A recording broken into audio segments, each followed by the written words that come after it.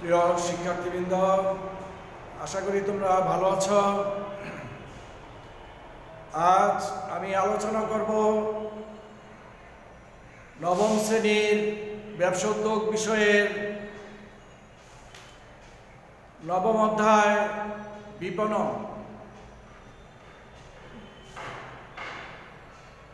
তাহলে শুরু করা যাক।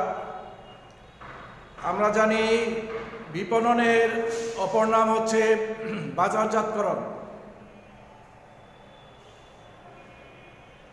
তাহলে প্রথমে আমরা আলোচনা করব বিপণন কাকে বলে। বিপণন ইংরেজি হচ্ছে মার্কেটিং। সাধারণ অর্থে পণ্যদ্রব্য বা সেবা সামগ্রী ক্রয় বিক্রয়ের কাজকে বিপণন বলে। ব্যাপক অর্থে পণ্য বা সেবা সামগ্রী উৎপাদনকারী থেকে সংগ্রহ করে ভোক্তাদের নিকট পৌঁছানো পর্যন্ত যাবতীয় কার্যাবলীর সমষ্টি হচ্ছে বিপণন। এবার আলোচনা করব বিপণনের কার্যাবলী। বিপণন উৎপাদনকারী ও ভোক্তাদের মধ্যে সেতুবন্ধন হিসাবে কাজ করে। বিপণনের মাধ্যমে মালিকানাগত, স্থানগত, সময়গত উপযোগ সৃষ্টি করে। এখানে তিনটা শব্দ আমি ব্যবহার করছি। তিনটা শব্দ হচ্ছে বিপণনের মাধ্যমে মালিকানাগত, স্থানগত ও সময়গত উপযোগ সৃষ্টি করে। তাহলে মালিকানাগত মানে কিভাবে, এই তিনটি সংক্ষিপ্ত আমি বর্ণনা দিচ্ছি। মালিকানাগত অর্থাৎ ক্রয় বিক্রয়ের মাধ্যমে, আমরা জানি বিপণন মানে হলো ক্রয় বিক্রয়ের মাধ্যমে মালিকানা সত্ত্ব পরিবর্তন হয়, মালিকানা সত্ত্ব হাত বদল হয়। এই জন্য বলছে বিপণনের মাধ্যমে মালিকানা সত্ত্ব উপযোগ সৃষ্টি হয়, মালিকানাগত উপযোগ সৃষ্টি হয়। তারপরে হচ্ছে স্থানগত উপযোগ সৃষ্টি হয়।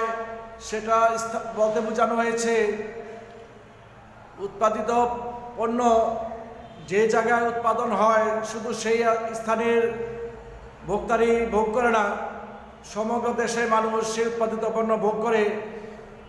সেই ক্ষেত্রে এক স্থানের উৎপাদিত পণ্য অন্যান্য স্থানের ভোক্তারা যখন ভোগ করে, সেই কারণে স্থানগত উপযোগ সৃষ্টি হয়, মানে স্থানগত চাহিদা সৃষ্টি হয় এবং চাহিদা মোচন করে বিপণনের মাধ্যমে। তারপরে হচ্ছে সময়গত উপযোগ সৃষ্টি করে কিভাবে। এক সময়ের উৎপাদিত পণ্য অফ সিজন, মানে যখন উৎপাদনের সময় নেই, সেই সময়েও আমরা সেই উৎপাদিত পণ্য পেয়ে থাকি, ভোক্তাগণ সেটা ভোগ করে। তাহলে এর মাধ্যমে সময়গত উপযোগ সৃষ্টি হয়। অর্থাৎ এক সিজনের পর উৎপাদিত পণ্য অন্য সিজনে যখন নাকি উৎপাদন হয় না, সেই সময় আমরা সেই পণ্য ভোগ করি। এটাকে বোঝানো হয়েছে সময়গত উপযোগ। এবার আলোচনা করব বিপণনের কার্যাবলী সম্পর্কে। বিপণনের প্রথম কাজ হচ্ছে ক্রয়, দ্বিতীয় কাজ হচ্ছে বিক্রয়, তৃতীয় হলো পরিবহন, চতুর্থ গুদামজাতকরণ, তারপর হচ্ছে প্রমিতকরণ, পর্যায়িতকরণ, মরুকীকরণ, তথ্য সংগ্রহ ও ভোক্তা বিশ্লেষণ। এগুলো হলো বিপণনের কার্যাবলী। প্রথমে হচ্ছে ক্রয়। বিপণনের প্রথম কাজ হচ্ছে ক্রয় করে কিছু খুচরা ব্যবসায়ী, পাইকারি ব্যবসায়ী ক্রয় করে ভোক্তাদের নিকট বিক্রি করে। এই ক্ষেত্রে বিপণনের প্রধান কাজ হচ্ছে ক্রয়। ক্রয়ের পরে আসে বিক্রয়। ক্রয় করেই তো বিক্রয় করবে। খুচরা ব্যবসায়ী এবং পাইকারি ব্যবসায়ী উৎপাদনকারী থেকে পণ্যদ্রব্য ক্রয় করে ভোক্তার নিকট বিক্রয় করে।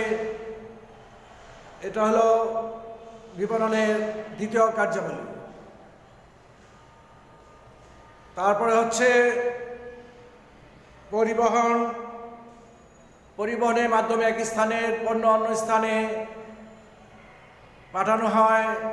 কারণ উৎপাদন হয় একটা নির্দিষ্ট এলাকায়, কিন্তু ভোগ করে সারা দেশের মানুষ, সেই চাহিদা মোচন করে পরিবহন। তারপরে হচ্ছে গুদামজাতকরণ। উৎপাদিত পণ্য একসাথে যেহেতু বিক্রয় হয় না, এই জন্য কিছু কিছু পণ্য আছে যেগুলো গুদামজাত করে পরে আস্তে আস্তে বিক্রয় করতে হয়। এই কারণে গুদামজাতকরণ হলো বিপণনের অপর কার্যাবলী। তারপর হচ্ছে প্রমিতকরণ। প্রমিতকরণ হচ্ছে পণ্যের গুণাগুণ, রং, আকার, স্বাদ ইত্যাদির উপর ভিত্তি করে পণ্যমূল্য স্থির করাকে বলা হয় প্রমিতকরণ। এই প্রমিতকরণের মাধ্যমে বিক্রয়ে গতিশীলতা বৃদ্ধি পায়। তারপর হচ্ছে পর্যায়িতকরণ। পর্যায়িতকরণ হচ্ছে পণ্যের মান অনুযায়ী বিভিন্ন শ্রেণীতে বিভক্ত করাকে বলা হয় পর্যায়িতকরণ। সাধারণত ওজন, আকার, রং, স্বাদ ইত্যাদির উপর ভিত্তি করে পণ্যকে পর্যায়িতকরণ করা হয়। পর্যায়িতকরণের মাধ্যমে পণ্যের বিক্রয় কার্যে গতিশীলতা আসে, পণ্যের বিক্রয়ের কাজ সহজ হয়। তারপর হচ্ছে মৌখিকীকরণ। মৌখিকীকরণ হচ্ছে প্যাকিং। পণ্যকে ভোক্তার নিকট বিক্রি করার সময় পণ্যের প্যাকিং প্রয়োজন। কারণ অনেক পণ্য সামগ্রী আছে যেগুলো যদি মৌখিকীকরণ না করা হয়, বিশেষ করে ওষুধ সামগ্রী, মৌখিকীকরণ না করা হলে সেই পণ্য কোনো ভোক্তা ক্রয় করবে না। ওষুধ সামগ্রী আমরা দেখি সবসময় প্যাকেটজাত করে বিক্রি করে, তাছাড়া খোলা ঔষধ কেউ ক্রয় করবে না, কারণ এগুলোর গুণাগুণ নষ্ট হয়ে যায়। এই জন্য যে সমস্ত ওষুধ সামগ্রী আছে এগুলো প্যাকিং করে মৌখিকীকরণ করে বিক্রয় করা হয়। মৌখিকীকরণের সুবিধা যেমন এই পণ্য নষ্ট হয় না, ভেঙে যাওয়ার সম্ভাবনা থেকে রেহাই পায়। তাছাড়া পণ্যের প্যাকেটের গায়ে উৎপাদনের সময়, মেয়াদ উত্তীর্ণের সময় মূল্য এবং কার্যকারিতা এবং উপকারিতা, ব্যবহার বিধি সব কিছু লেখা থাকে। তাই মৌখিকীকরণ বিপণনের একটি অন্যতম কাজ। তারপরে হচ্ছে তথ্য সংগ্রহ। বিপণনের অপর একটি কার্যাবলী হচ্ছে তথ্য সংগ্রহ। বাজার জরিপ করে বাজার থেকে তথ্য সংগ্রহ করতে হবে, কোন পণ্যের বাজারে চাহিদা আছে, সেই তথ্য অনুযায়ী পণ্য উৎপাদন করলে সেই প্রতিষ্ঠান লাভবান হবে এবং তার উৎপাদিত পণ্য মজুত করে রাখার প্রয়োজন হবে না। তারপরে হচ্ছে ভোক্তা বিশ্লেষণ। ভোক্তাদের চাহিদা বা রুচি অনুযায়ী পণ্য উৎপাদন করলে সেই পণ্য বেশি বিক্রয় হবে, বেশি বাজারজাতকরণ হবে। এই কারণে ভোক্তা বিশ্লেষণ অত্যন্ত জরুরি। এখন আলোচনা করব বন্টন প্রণালীর ধারণা। বন্টন প্রণালীর ধারণা উৎপাদনকারী ও ভোক্তাদের মধ্যে পাইকারি খুচরা ব্যবসায়ী সেতু বন্ধন হিসাবে কাজ করে।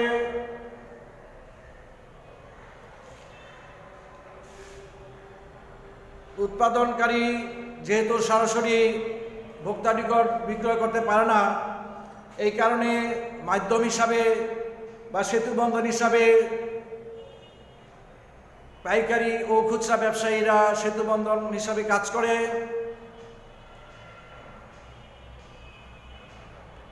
এই ক্ষেত্রে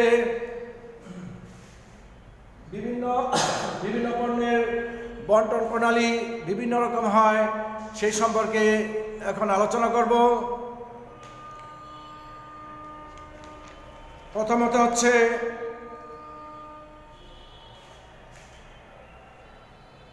সরাসরি ভোক্তার নিকট বিক্রয়। কিছু কিছু পণ্য আছে যেগুলো উৎপাদনকারী সরাসরি ভোক্তার নিকট বিক্রয় করতে পারে, যেমন কাঁচামাল, নিত্য প্রয়োজনীয় জিনিসপত্র, নিত্য প্রয়োজনীয় যেমন সবজি, তারপরে মাছ মাংস, এগুলো উৎপাদনকারী সরাসরি ভোক্তার নিকট বিক্রয় করতে পারে। তারপরে হচ্ছে খুচরা ব্যবসায়ীর মাধ্যমে বিক্রয়। কিছু কিছু পণ্য আছে যেগুলো ভোক্তা খুচরা ব্যবসায়ীর মাধ্যমে বিক্রয় করে, যেমন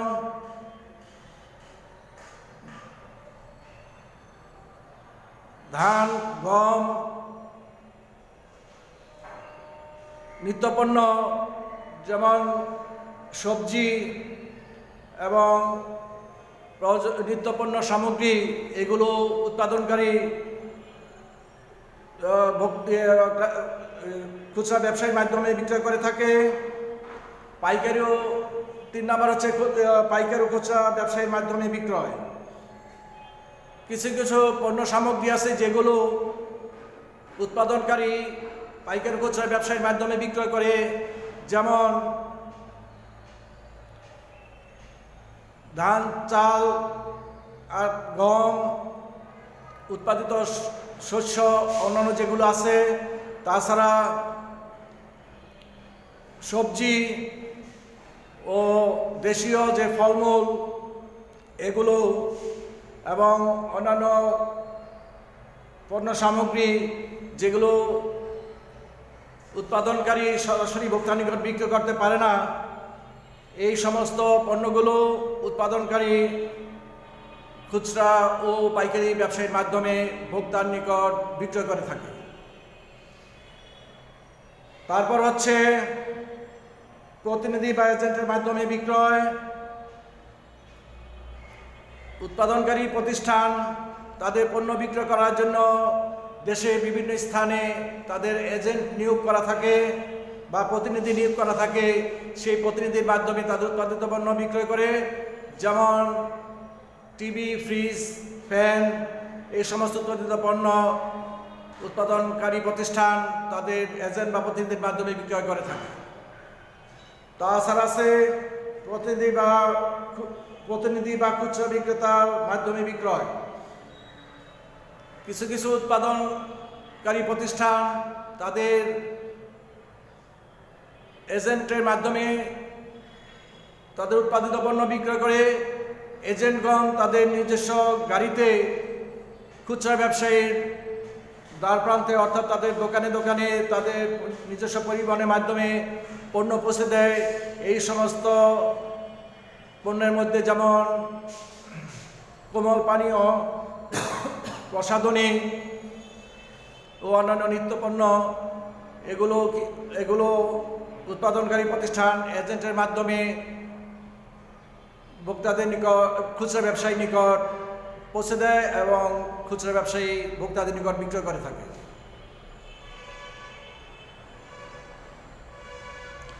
এবার প্রিয় শিক্ষার্থীবৃন্দ, আলোচনা করব বিজ্ঞাপনের ধারণা। বর্তমান প্রতিযোগিতামূলক বাজারে বিজ্ঞাপন অত্যন্ত একটি জরুরি বিষয়। প্রচারই প্রসার। সেই কারণে যে কোনো ছোট বড় মাঝারি যে কোনো শিল্প প্রতিষ্ঠানের জন্য বা ব্যবসা প্রতিষ্ঠানের জন্য বিজ্ঞাপন অত্যন্ত একটি জরুরি বিষয়, অত্যন্ত গুরুত্বপূর্ণ।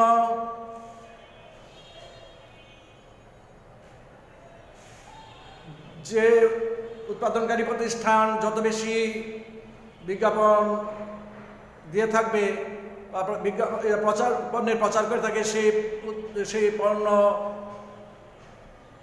জনগণ বেশি ক্রয় করে এবং সেই পণ্যের বাজারে চাহিদা দেখা দেয়। বিজ্ঞাপনের মাধ্যমগুলো হলো রেডিও, টেলিভিশন, পত্রিকা, ম্যাগাজিন, সাইনবোর্ড, বিলবোর্ড ও ইন্টারনেট ইত্যাদির মাধ্যমে বর্তমানে বিজ্ঞাপন দিয়ে থাকে।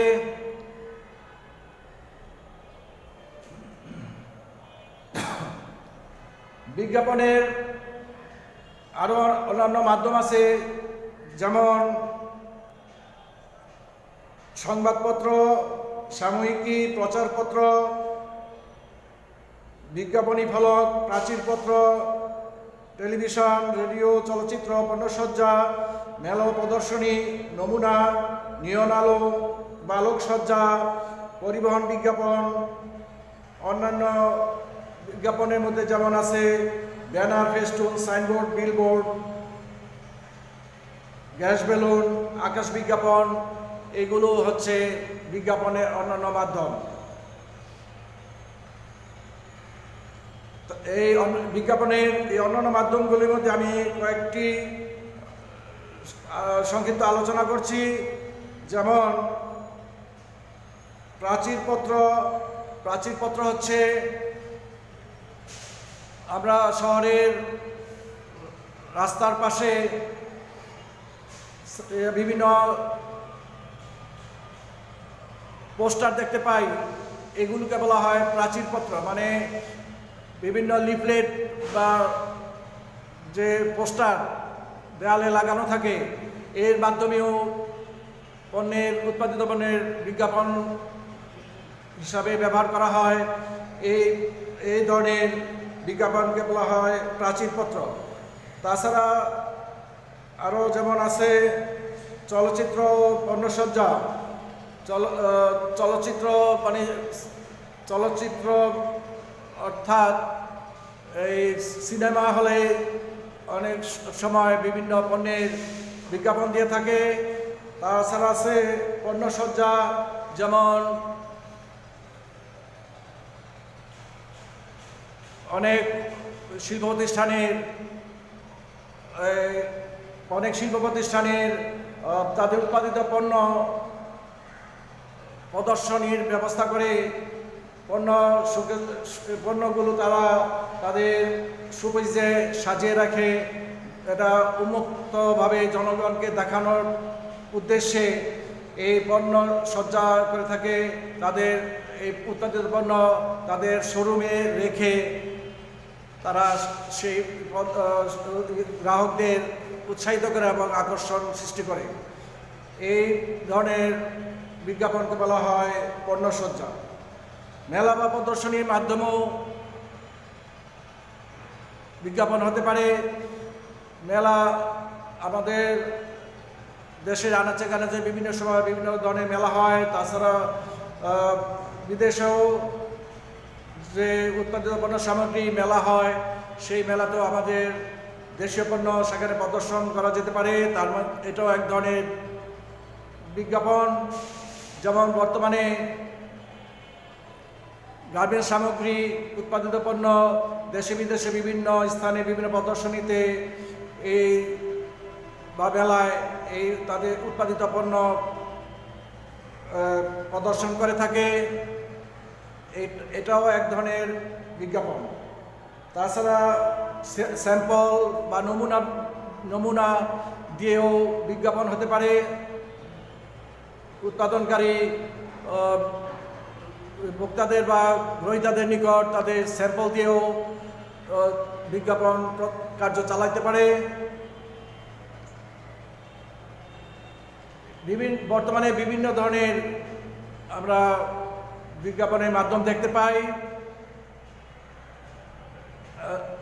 এবার আলোচনা করব বিজ্ঞাপনের গুরুত্ব সম্পর্কে। বিজ্ঞাপন একটু আগে আমি বলেছি, প্রচারেই প্রসার। আধুনিক জগতে প্রতিযোগিতামূলক বাজারে টিকে থাকতে হলে বিজ্ঞাপনের গুরুত্ব অনেক। বিজ্ঞাপন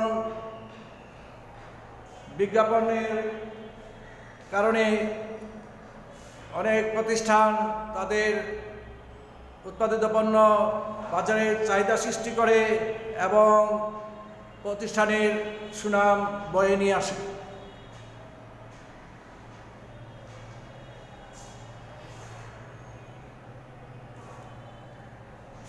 বিজ্ঞাপনের আরও অনেক গুরুত্ব রয়েছে, যেমন বিজ্ঞাপন দেশপ্রেম গঠন করে, যেমন স্বদেশী পণ্য কিনে ধন্য হও, এই ধরনের বিজ্ঞাপন মাঝে মধ্যে আমরা দেখতে পাই। তাহলে এই বিজ্ঞাপন দেখে একজন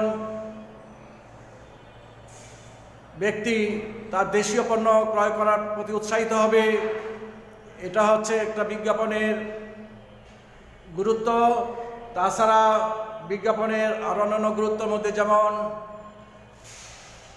বিজ্ঞাপনের মাধ্যমে প্রতিষ্ঠানের সুনাম উত্তরোত্তর বৃদ্ধি পায়।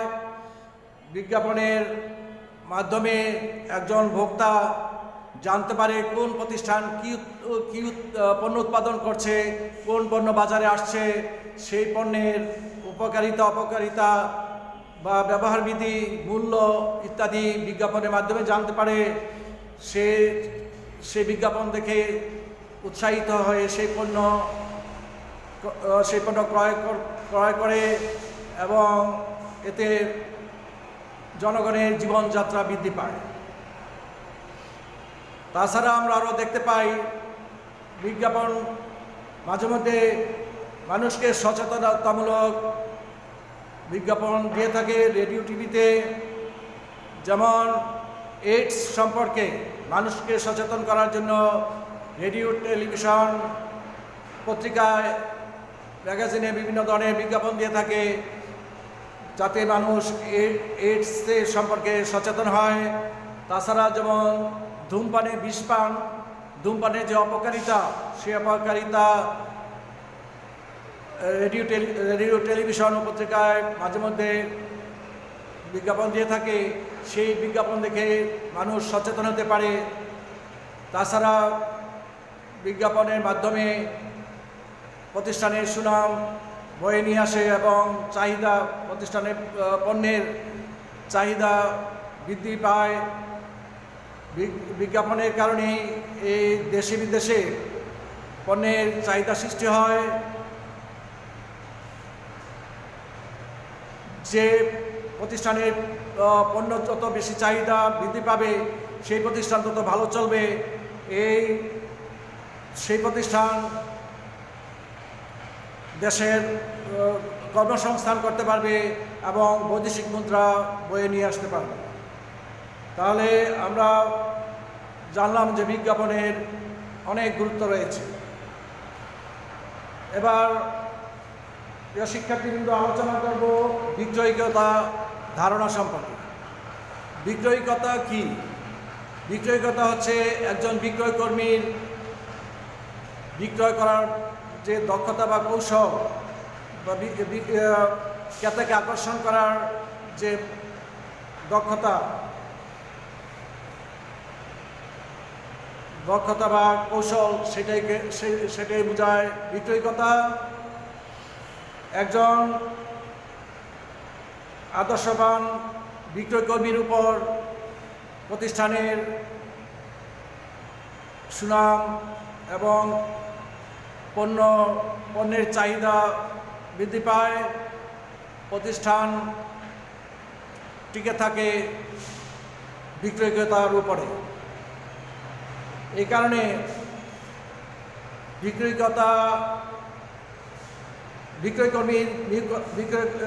কর্মী নিয়োগ দেওয়ার পূর্বে তার যোগ্যতা এবং দক্ষতা, অভিজ্ঞতা জেনেই বিক্রয় কর্মী নিয়োগ দেওয়া প্রয়োজন, যাতে প্রতিষ্ঠানের সুনাম বৃদ্ধি পায়।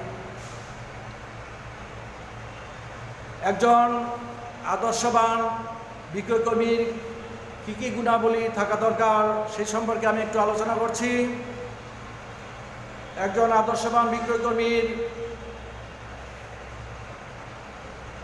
গুণাবলীর মধ্যে থাকতে হবে তার শারীরিক ও শারীরিক গুণাবলী, যেমন একজন আদর্শবান বিক্রয়কর্মীর শারীরিক যোগ্যতা থাকতে হবে, তার সুন্দর ব্যবহার, মিষ্টি হাসি এবং কথা বলার যে তাকে আকৃষ্ট করার যে যোগ্যতা, সেই যোগ্যতা থাকতে হবে। তারপরে থাকতে হবে একজন আদর্শবান বিক্রয়কর্মীর মানসিক গুণাবলী। মানসিক গুণাবলী যেমন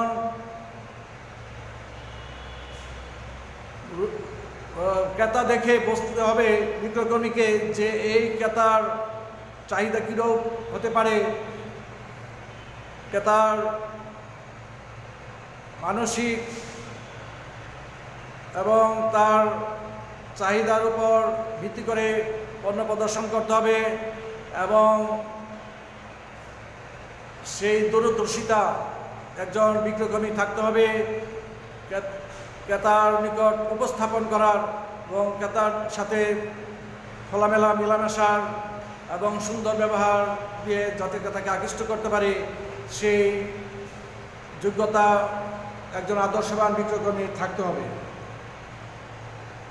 তার ধৈর্যশীলতা থাকতে হবে সবচেয়ে বেশি, কারণ সে যদি অধৈর্য হয়ে যায় তাহলে সে ভোক্তা বা ক্রেতা আকৃষ্ট করতে পারবে না। এই জন্য তাকে থাকতে হবে ধৈর্যবান ও সহনশীলতা।